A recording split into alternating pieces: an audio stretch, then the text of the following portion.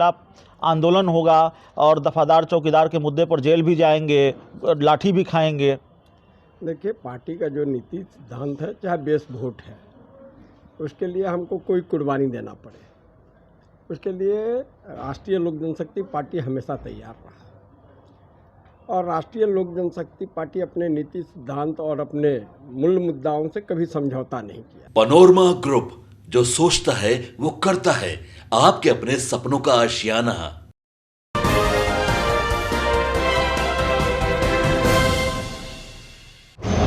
नमस्कार, आप देख रहे हैं सिटी पोस्ट और मैं हूं अभिषेक मिश्रा। देखिए, दिसंबर का महीना आरएलजेपी के लिए महत्वपूर्ण महीना है। दिसंबर के महीने में पशुपति पारस कोई फैसला ले सकते हैं। आज उन्होंने बड़ी बात कही है, बड़ा ऐलान किया है और न सिर्फ अब फैसले की बात है। पशुपति पारस ने जो पहले नहीं कहा वो आज कह दिया। दफादार और चौकीदार के मुद्दे पर वो जेल जाने को भी तैयार है। बिहार के एनडीए सरकार के खिलाफ आक्रामक आंदोलन होगा। लाठी से भी नहीं डरेंगे, जेल से भी नहीं डरेंगे। हमारे साथ आरएलजेपी के प्रदेश प्रधान महासचिव केशव सिंह जी हैं और पहचान ये भी कि पार्टी के बड़े फायर ब्रांड नेता हैं। केशव सिंह जी, आज तो कहाँ ये चर्चा चल रही थी, कहाँ ये सवाल था कि भाई फैसला लेंगे कि नहीं लेंगे, एनडीए से अलग होंगे कि नहीं होंगे। यहाँ तो आज आपने या आपकी पार्टी के राष्ट्रीय अध्यक्ष ने उससे आगे जाकर ये कह दिया कि एनडीए सरकार के खिलाफ आंदोलन होगा और दफादार चौकीदार के मुद्दे पर जेल भी जाएंगे, लाठी भी खाएंगे। देखिए, पार्टी का जो नीति सिद्धांत है, चाहे बेस वोट है, उसके लिए हमको कोई कुर्बानी देना पड़े, उसके लिए राष्ट्रीय लोक जनशक्ति पार्टी हमेशा तैयार रहा। और राष्ट्रीय लोक जनशक्ति पार्टी अपने नीति सिद्धांत और अपने मूल मुद्दाओं से कभी समझौता नहीं किया जी। उसी के तहत है कि आज देख रहे हैं कि एनडीए की सरकार में लगातार एससी एसटी का जो अधिकार है उसका घोर हनन हो रहा है। वह चौकीदार दफादार का मामला हो, चौकीदार दफादार आज़ादी के पहले से वो पासवान समाज के लोग उसको करते थे, वो समाज का रक्षा करते थे। आज उनका अस्तित्व का लड़ाई का मामला आ गया है, तो अपने अस्तित्व के लिए ढाल क्यों नहीं उठाएंगे, लड़ेंगे निश्चित। और हमारे राष्ट्रीय अध्यक्ष उसी समाज से आते हैं, तो उस समाज का रक्षा के लिए और हमारे पूर्व पूज्य राष्ट्रीय अध्यक्ष रामविलास पासवान जी ने भी दलितों के अधिकार के लिए हमेशा संघर्ष किया। उसी को कड़ी को आगे बढ़ाते हुए हम लोग संघर्ष करेंगे और इसके लिए धरना देंगे, प्रदर्शन करेंगे, आवश्यकता पड़ेगा लाठी चलाए। बिहार सरकार तो हमेशा लोकतांत्रिक मूल्यों का हनन किया है। ये तो छिपा नहीं है कि कोई प्रदर्शन हो, कोई धरना हो, कोई आंदोलन हो, सब में लाठी भांजा, जेल भी जाएंगे, आवश्यकता पड़ेगा जेल जाएंगे। ये कौन सी भारी बात है। हम लोग हर एक चीज़ के लिए तैयार है। हमारा समाज, हमारा दल का मूल्य वोटर ठगा नहीं जाए, उसका रक्षा के लिए कोई भी कदम उठाने के लिए। एक और महत्वपूर्ण बात कही आज केंद्रीय मंत्री पशुपति पारस ने। हालांकि उन्होंने कह दिया है, आपसे फिर सवाल इसलिए है कि हमें उम्मीद है कि आप ब्रेकिंग न्यूज़ मास्टर हैं, ब्रेकिंग न्यूज़ वाले नेता हैं, तो कुछ और ब्रेकिंग न्यूज़ मिल जाए, हमारा लालच ये है। उन्होंने कहा कि इस महीने पार्टी की राष्ट्रीय कार्यकारिणी की बैठक बुलाई जाएगी, 10 दिनों में, 15 दिनों में, और फिर कोई बड़ा फैसला होगा। सब कुछ तय हो चुका है।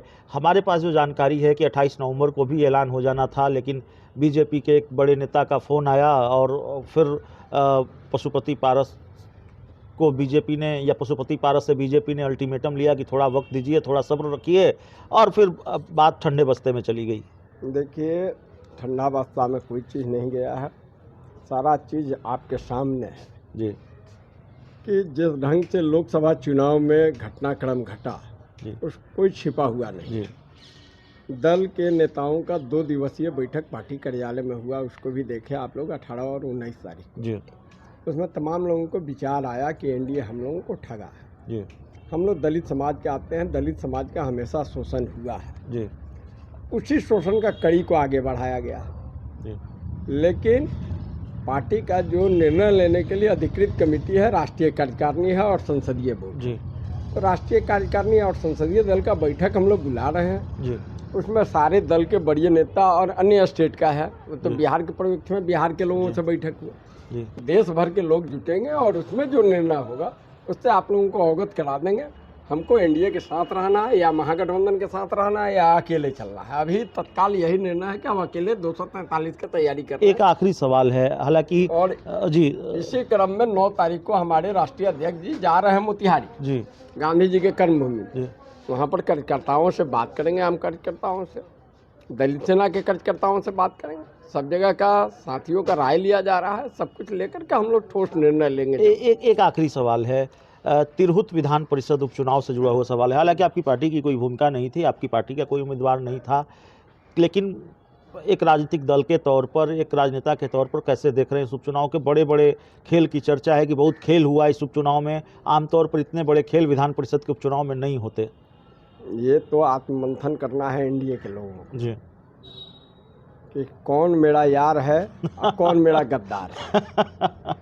और यार और गद्दार में अंतर नहीं समझ में एनडीए का आता है तो एनडीए का मालिक भगवान है। तो किसकी तरफ इशारा है? गद्दार किसको कर रहे हैं? मैं किसी का नाम नहीं ले रहा हूँ, कौन साथ दिया कौन नहीं दिया। जी, ठीक बात है कि हम लोग इसमें निर्णय नहीं लिए। उपचुनाव 4 जगह हुआ, उसमें कोई निर्णय नहीं लिए, लेकिन मौन समर्थन हमारा कहीं ना कहीं था। जी, मौन समर्थन था, एनडीए को तो नहीं था। नहीं था। उसमें भी आप खोल रहे हैं तो हम खोल के बता देते हैं, नहीं रहता तो आज चारों जगह ये रिजल्ट नहीं होता। जी, बहुत सारे एनडीए के नेता भी मान, मतलब तिरहुत में भी एनडीए को आप समर्थन दे रहे थे? इसमें हम कोई निर्णय नहीं लिए जी, लेकिन उसमें हमारा मौन समर्थन था। जी, इसमें हम दरकिनार थे, लेकिन इसमें जो लोग किए हैं जी, वो आत्ममंथन करे, आत्मचिंतन करे एनडीए के लोग, जदयू और भाजपा के लोग, जी, कि कौन क्या कर रहा है। जी, उसको आज तक समझ में नहीं आया कि यार कौन है, गद्दार कौन है। जी, भगवान मालिक तो है, यार उनको कौन मिलेगा है और पता। गद्दार कौन है? और केशव सिंह जी यार और गद्दार शब्द किसके लिए इस्तेमाल कर रहे हैं, आमतौर पर इतना आक्रामक हमला वो किस पर करते हैं, ये बिहार को मालूम है और इसके विशेषज्ञ माने जाते हैं। इस पूरी रिपोर्ट में इतना ही। बहुत बहुत धन्यवाद।